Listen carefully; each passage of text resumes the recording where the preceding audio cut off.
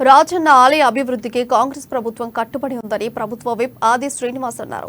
వేములవాడ పట్టణంలోని ఓ ఫంక్షన్ హాల్లో కాంగ్రెస్ పార్టీ కార్యకర్తల ఆత్మీయ సమ్మేళనం నిర్వహించారు. ఈ కార్యక్రమానికి ముఖ్య అతిథిగా ఎమ్మెల్యే ప్రభుత్వ విప్ ఆది శ్రీనివాస్ హాజరయ్యారు. గత పాలకులు రాష్ట్ర ప్రభుత్వాన్ని అప్పుల కుప్పగా మార్చారని ఆది శ్రీనివాస్ ఆరోపించారు. ఎమ్మెల్సీ కవితకు జ్యోతిరావు పూలే ఈ రోజు గుర్తుకొచ్చాడని ప్రశ్నించారు. ఈడీ నోటీసులు వచ్చినప్పుడల్లా కవితకు మహిళా బిల్లు గుర్తుకొస్తుందని ఆది శ్రీనివాస్ ఎద్దేవా చేశారు.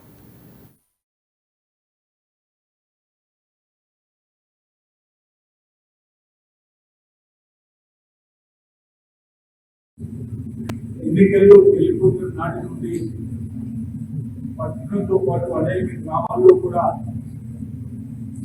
మనం వెళ్ళడం, ప్రభుత్వం కూడా రావడంతో ప్రజల నుంచి కూడా సమస్యల పైన మనపై ఒత్తిడి పెరగడం, గతంలో పరిపాలించినటువంటి పార్టీ ఎక్కడ కూడా ప్రజలు నేరుగా కలిసేటువంటి సందర్భం లేని పరిస్థితుల్లో మనం ప్రజాపాలన నిర్వహిస్తున్న పని ప్రజాదర్పణ మార్చడం కానీ ప్రజాపాలనలో మనందరం కూడా ప్రజల దగ్గరికి నేరుగా వెళ్ళడం కానీ ప్రజలు నేరుగా వెళ్ళడం కానీ చేస్తున్న సందర్భం అందరూ కూడా చూస్తున్నాం. ప్రభుత్వం మారేద్దాం